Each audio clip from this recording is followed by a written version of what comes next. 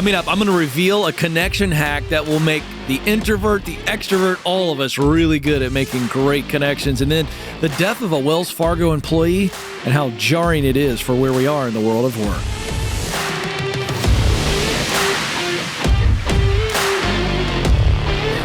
Here to help you win at work, I'm Ken. This is the Ken Coleman Show. All right, let's get right to it. And you introverts out there, this is actually going to be super helpful for you. And you're already really good at this hack, but we're going to clarify it. Maybe for some of you introverts, introduce it in a way that you've never thought of before, but you're actually really good at doing it. And then for you extroverts who love to connect and you want to be better at it, and this revealed a blind spot for me as well. And I think it's going to help you as well. So let's get right to this. This is coming from some Stanford hotshot by the name of Matt Abrahams, a lecturer at Stanford Graduate School of Business. And he's quoted in this article here by CNBC that the idea of making a better connection with people through small talk for a lot of people is exhausting. The idea of small talk for even some extroverts, certainly introverts, the idea of it's just small talk. It's not like this deep dive conversation. I'm here. Or maybe small talk in the form of before we get into the deeper conversation, there's got to be that initial dance. So however you use small talk, for a lot of people, it is a labor. It is difficult. And yet it is a game changer if you leverage it, the opportunity in this moment of small talk. If you leverage it well, it can be an absolute game changer. So, and here's how it works. And there's a phrase that Abrahams mentions, and I have a version of this that I use. But let's set this up. Small talk is not this trivial thing that you just have to endure. It ultimately is a way to kind of unlock people and as a result, unlock opportunities.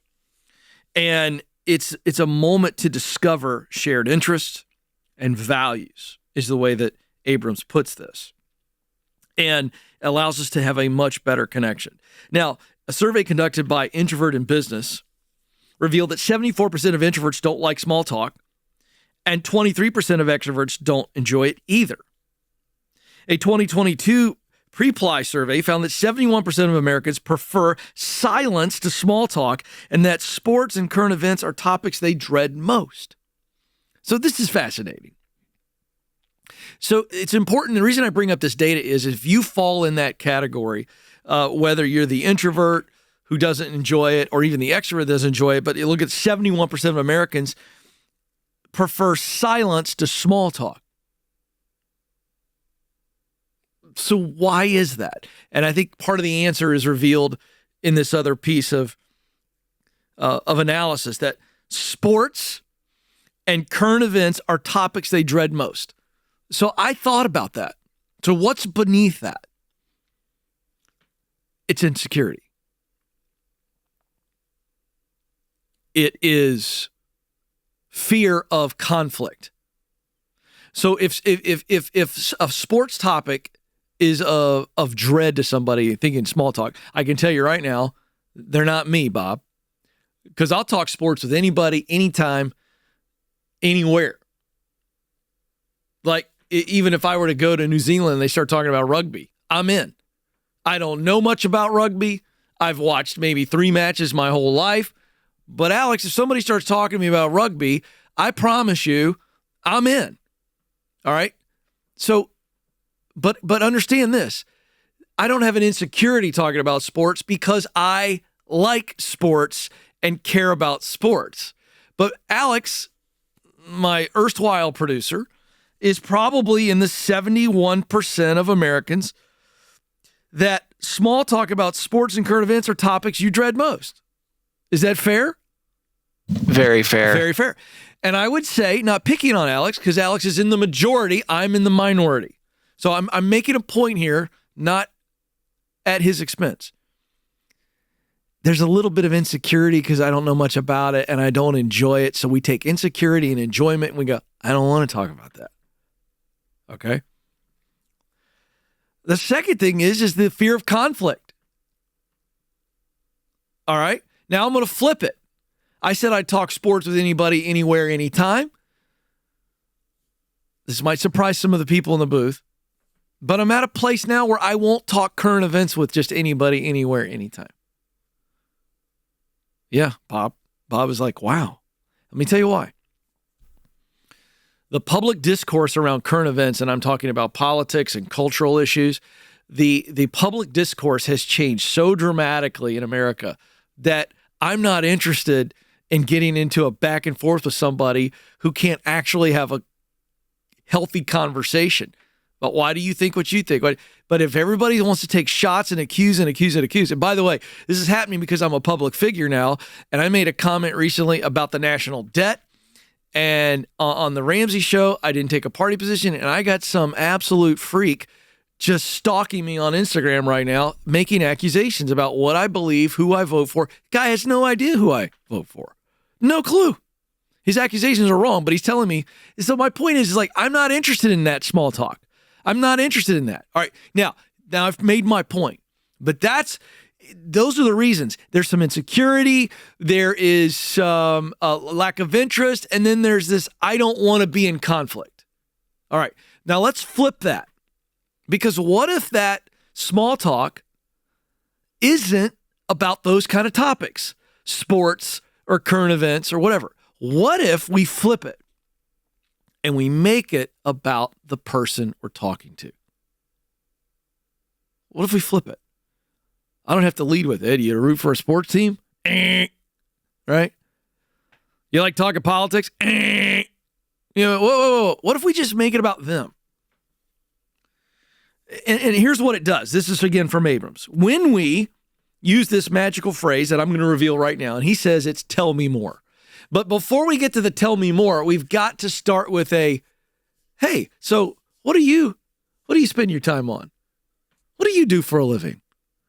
So I love Matt Abrams' suggestion of say, tell me more, but I want to get in front of it. And I bragged on my son, my oldest son recently. May have been on this show, but we just dropped him off in Chicago for college. And I texted him 2 or 3 days later, checking in.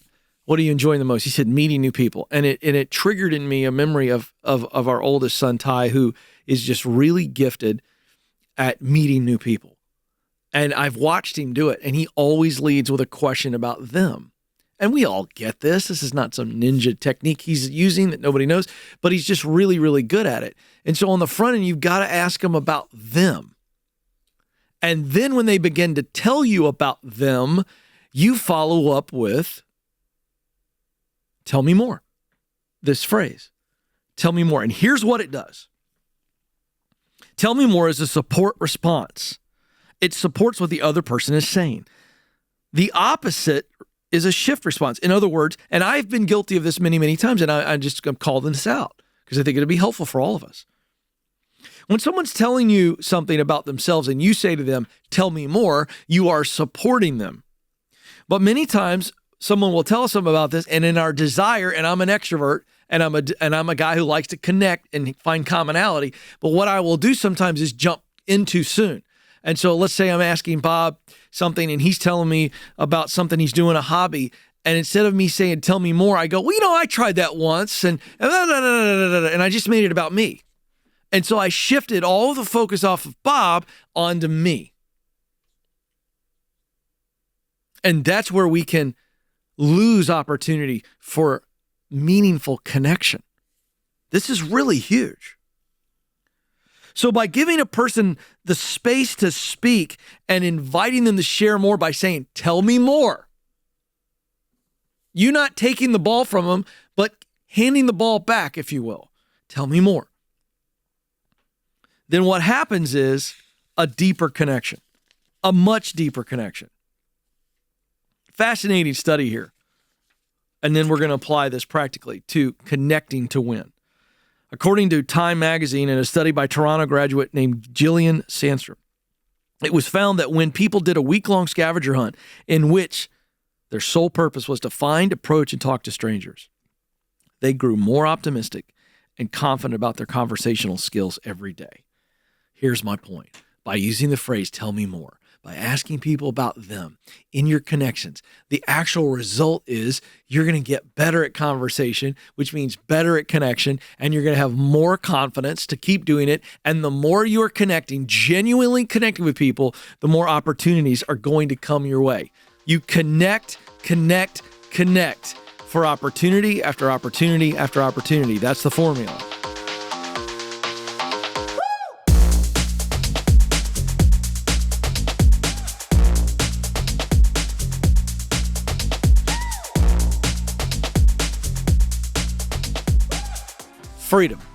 Freedom to do the work that you really want to do, to make the kind of money you want to make so you can live the life you want to live. This is what everybody's looking for. Nobody's looking for a better job. You're looking for a better life. And that's why I partner with Bethel College School of Technology. They've helped so many of our listeners and viewers change their life.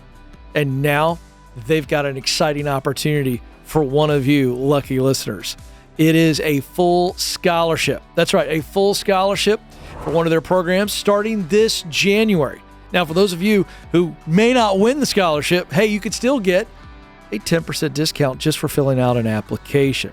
They've got micro-credentials, certificates, and degrees in high-demand tech fields like web development, data science, and more. And you could be earning an average starting salary of $75,000 with just 15 weeks of training. It's a game changer. Now is the perfect time to pursue the career and the life that you want in tech. So don't wait. Scholarship applications are due December 15th, 2024. Go to bethelcollege.edu/Ken for full details and receive that 10% tuition discount. That's bethelcollege.edu/Ken.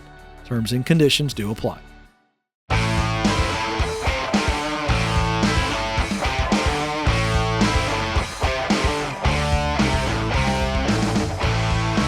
Welcome back to the Ken Coleman Show. If you're enjoying the show, help us out. If you're listening to us via your favorite podcast app, give us a follow, a 5-star review, and share it. If you're watching via YouTube, give us a thumbs up on the video you're watching, subscribe, and share.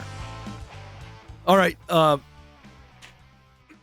Full warning here. This is about to get pretty heavy. But I think it's important. I'm late to the game on this. But this is a story that Kelly, the associate producer, made me aware of. I had not seen this for some reason. But just a little over, right around a month ago, a few weeks ago, a story hit about a lady by the name of Denise who worked for Wells Fargo in Tempe, Arizona. And the date was Friday, August 16th. She went in, scanned in. They have record of her fob scanning in.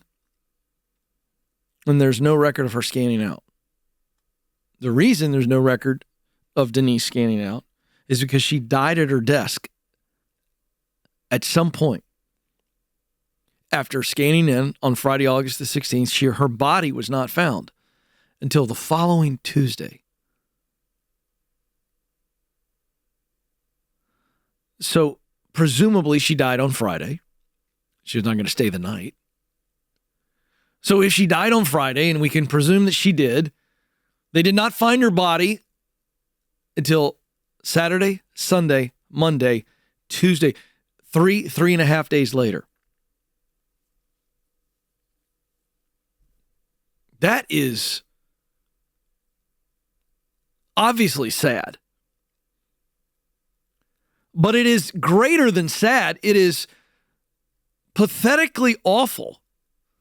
The lady goes into an office, a Wells Fargo office, and I'm not in any way trying to cast aspersions on Wells Fargo. This is the story, and it is what it is. She goes into the office, and I know we live in a day and age where you've got hybrid workers. So some people are in, some people are not. But unless she was in a remote office in the basement, and even then it's not okay, How do you go 3 days dead before someone discovers you?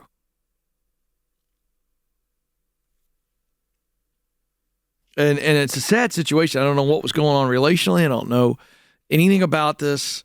The story doesn't share any details, at least the story I'm looking at. I don't know who she left behind. How come they didn't hear from her in 3 days and didn't think? But point is that if you're in an office and you die and it takes people 3 minutes to discover you, that's a problem. 30 minutes? It's borderline crazy. 3 hours? Absurd. But 3 days? Well, obviously the story caught a lot of attention, didn't catch mine for whatever reason, but I think it should be a much bigger story. What is going on in corporate culture when a person is so invisible that they can be dead for 3 days? I just wonder. I can't help but wonder what happened. Who found her? Where? Not even the janitors. What is happening? The isolation. And this real life example is absolutely stunning. Stunning. 60 years old. And so there's a lot of things I want to cover here. First, life is very short, is very precious. 60 is young. None of us know what tomorrow brings. Nobody does. So I don't want to create this thing where we're walking around staring death in the face all the time. But I do think the issue is, if you are working in a place where you are so isolated that you can be dead for 3 days before somebody finds you, you should probably make a massive change in your work life, because you are spending a third of your life at work, most of us. And the idea that you are disconnected emotionally, mentally, and relationally from people to the point that you're not even noticed that you're dead. And again, this has to be an extreme situation.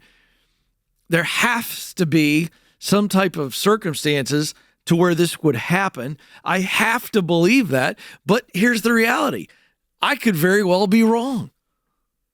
This might be a normal thing where people are going to the office and they're on floor number 3, and the only other people that are on floor number 3 are on the other side of it, and they don't see each other, and they come in, they clock in, they do their work, they leave, and nobody knows. I mean, just think about what kind of communication she would normally have on a normal day. Emails, a Slack, a text, a phone call. I don't know. But it is unbelievable to me. And I don't know how to process how this happens in an American workplace. It's tragic. So I think there's a wake-up call for leaders. This should never happen. If you don't get an email or normal correspondence from sweet Denise for a day, maybe you don't think about it. But is she on vacation? You should know if you're her leader. And then come Monday, didn't get communication for a couple hours. Maybe something's up. But we go till Tuesday? This is a stunning, stunning commentary on the disconnected relationship that leaders have with the people who work for them. They are not units of production. But yet, poor Denise was nothing more than a unit of production. Now, let me flip this. Leaders, you ought to know better. You ought to have much better communication so that never happened. But for those of you who are now working and go, am I like Denise, where if I didn't come in, anybody would notice? I mean, they might notice, but would they care? How much does my leader actually check in with me to know what's going on in my world? Have I allowed myself to become isolated? It was her situation because she chose that situation. Maybe she could work from home, but she wanted to come into the office. No one was on that floor. I don't know. But I can tell you this. What I do know is we humans are made to relate. The root word of relationship is relate, and we need to relate. We need to have physical proximity around people. Even the greatest remote workers need some rhythm of relationship. And so I heard this story, and I immediately wanted to talk about it because I think this is an extreme example, but I think there's so many warning signs in this example that I've talked to world-renowned psychiatrists, psychologists. You can be absolutely surrounded by people and be devastatingly alone. And I think the bigger issue is the loneliness epidemic in America, period. The loneliness epidemic at work, this idea that people can come and go and not truly be seen, not truly be heard. And this is such an extreme example, but it is a wake-up call and a warning for those of us to say we were created to work and we were created to relate. And in our work, we must be relating. We must be surrounded by relationships. We must have real relationships. We must have a relationship with our leader on some level to where they know about us enough to care about us, and we don't die and get discovered 3 days later. This is so horrifically sad. Don't let this happen to you, because in this case, she died physically. Some of you have died a long time ago emotionally. Make the change. Make the change. Life is too short. It's too beautiful to have this alternative, to die in a cube and nobody know that you're even dead.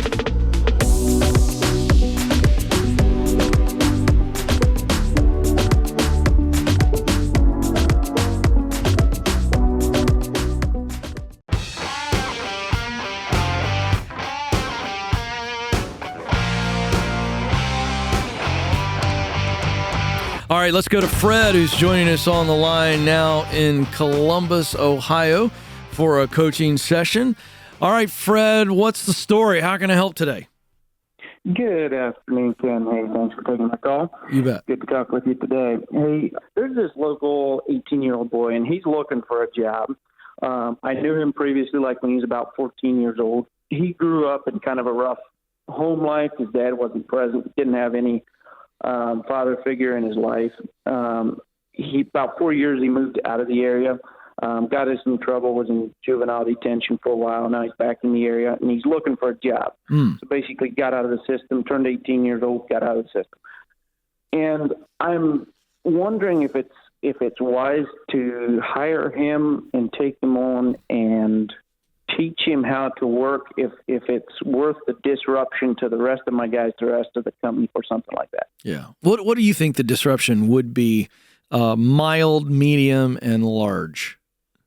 It would be fairly large. I mean, we're not a big company, so I would probably have him working with a different crew leader every few days. And what was the business again? Because you broke up when we started. I couldn't hear. Okay, overhead garage doors. Okay, and so he would be. Describe what he would be doing in your mind. So he would probably be going out with the crew leaders, installing new doors, like assembling, putting the screws in, the hinges in, kind of be out on the job site working there. Okay. And so he would just be doing labor work. Someone's telling him what to do and he's doing it. Mm-hmm. That's correct. Yep. Mm-hmm. And what would that disruption look like? So he's hyperactive. Like he struggles to stick to the job. So it would be constantly, like, hey, getting him back to the job, making sure he's doing his thing, making sure he's staying off his phone, making sure he's not just running around talking to the customer, saying a whole bunch of stuff he's not supposed to, but he actually sticks to his work. Have you seen him do any of this, or you just know him well enough that you're projecting this as a possibility? Some of both. When he was 14 years old, I had him doing lawn care, like mowing the yard here at the shop. Okay. And he was like that. He's grown up some, but just his personality, when I was having him here for a job interview, he seemed like he was still some like that, but he did do some growing up. And so it sounds like you got a good relationship with him. I would say I don't know him very well. Like, he's been gone for 4 years. Oh, okay. So I know him somewhat, and I know his home life and stuff. So you just recently interviewed him for this job? That's correct. Earlier this week. And did you tell him beyond the job description? Did you tell him your heart for him in your own way about what you wanted to do and why? I didn't get into that a whole lot with him. Yeah. What was his reaction to the interview? Does he want the job? Did you discuss it? I mean, what was your take on just from? Oh, yeah, he wants the job. I mean, he's texting me, checking to see if I've got any updates, see if I got a job offer. He wants to work. He wants to work and save up money so when he's 21 years old, he can get his CDL, his trucking license, and start doing that. All right, so let's review your why. And I want you to say it again, but I want you to use one sentence if you can. And I don't care how it sounds, but I want you to say at the deepest part of your heart, why do you want to hire this kid? I think he's at a stage in life where if he doesn't get on the right track, he could go down a path really quickly. I feel like borderline I would be not rescuing him isn't the correct term. That's but great. I would be giving him an opportunity and a chance that otherwise he won't have. Great.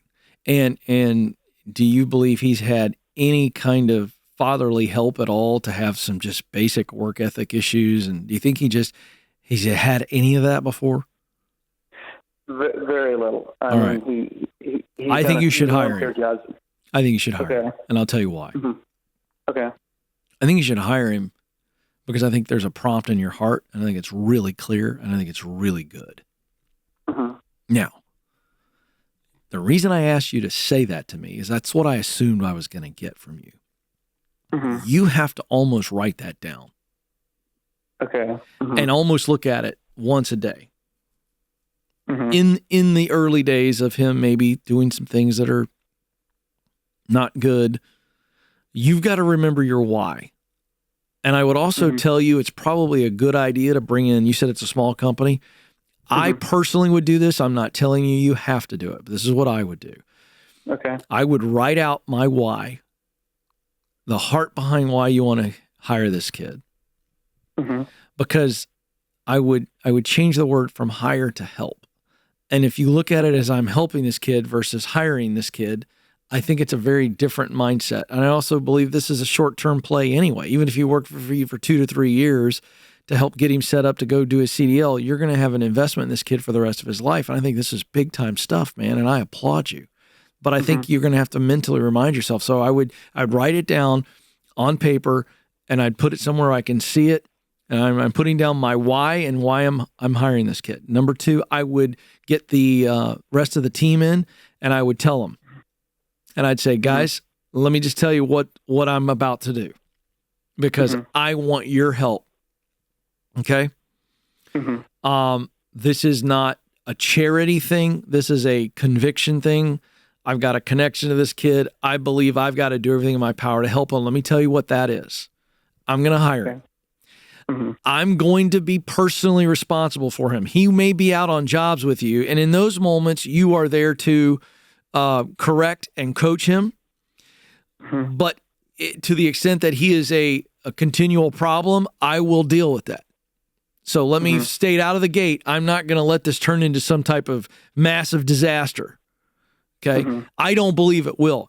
But I need you guys to buy into this. And let me tell you why. I'd want someone to give me a shot, and this kid doesn't know how to do this. He doesn't know how to do this. He's got some character issues. And so I'm going to have to coach him, and through me, you're a coach. I'm the head coach. You guys are the offensive, defensive coordinator, special team coordinator, linebacker coach, whatever you want to call it, whatever analogy you want to use with them. But say, I'm going to hold him accountable, and I'll make sure he's out of bed and on the job because this kid needs to be coached. And a coach shows somebody, literally, I want you to think of teaching someone a sport. I'm not talking NFL. Okay. These guys already know the fundamentals of football at this point. I'm talking, you're teaching a kid how to play football or basketball or soccer for the first time. I've done it. I've coached a lot of young little kids in teaching them the game. And the way I coach them is the way you need to lead this kid. And it is, you need to set your alarm. You've got about a 15-minute to 20-minute drive to most locations. You need to map it out. You know, I'm talking the fundamentals of life. The legendary coach of UCLA, John Wooden, at the start of every one of his practices would teach his guys how to wear their socks and how to tie their shoes the right way. It's unbelievable. But he was like, I'm going to teach you the fundamentals of the equipment too, not just how to play basketball. So I think you've got to commit to telling this kid, hey, I'm going to give you an opportunity, and here's how much money you're going to make. Cast a vision for this kid. Say, listen, I'm going to pay you X amount an hour. If you work for me for 6 months, here's how much money you're going to make in 6 months. Blow his mind. Go, if you work for me for a year, here's how much money you're going to make. Now, here's what I'm requiring of you. Okay. I just need you to do your job, and your job is to be a support, a physical support to the technician. And if you do a good job of that, there might come a day where we teach you how to do their job. If you want to do it. I want you to advance in life. And I want to set you up, young man, and I'm going to be your coach, not just your boss. Now, here's the deal. I'm going to give you a lot of grace as long as you show me effort and attitude. I need good effort. And when it's not good effort, and I tell you about it, I need a good attitude about that, and you're going to go, okay, I'm going to fix effort because I'm investing in you and your future. I believe in you, but here's what I'm going to require of you. And I would tell the team that you're going to give this kid a little bit more grace than maybe you would give more people. As long as he shows you that he's willing to get better, I would absolutely stick it out with this kid. And I don't think he's going to become a massive disruption. If you are involved and you tell your team, when he starts making the workday harder, you tell me exactly what's happening, and I'll get in and have the hard conversation. Make sense? Yeah, that makes sense. That helps out quite a bit because that was a major question, was how to get the team to buy in, or they're not very enthused about it. That's a good approach. I would ask them to buy in to the fact that you're going to believe and invest in a kid because this is the way the world is supposed to work. Number one. Number two, to the point that he is disruptive, not doing the job. They do the job without him anyway, do they not? That's correct. Then tell them, then they would simply step away. If they don't feel like they can correct him and they don't want to, they would call you and you show up on the job and you deal with it. Yeah. There's no reason why this kid should be a nuisance to them if you set it up that way and they know they can come to you and you're going to act on it and he's your problem. But I would also empower them to say, hey, man, you got to do this. You got to do this because Fred's all over me about this. So I've got to get back to Fred. So you're the sheriff. They're the deputies. You know what I mean? And they're going to go, look, man, if you don't do this, I got to report to Fred. Fred calls me. Fred's going to call me twice a day. And he's going to ask me, and I got to tell him. Yeah. And so I think that's how I would do that, as practically as I could possibly do that. That's my best advice. So I really love your heart, and I think you're a good man, and I think you should do this. And I believe if you're patient and you realize he's never had a parent, then I think you'll give him more grace. Thanks for listening to The Ken Coleman Show. For more, you can find the show on demand wherever you listen to podcasts and watch the show on YouTube. You can also find Ken across all social media by following @Ken Coleman.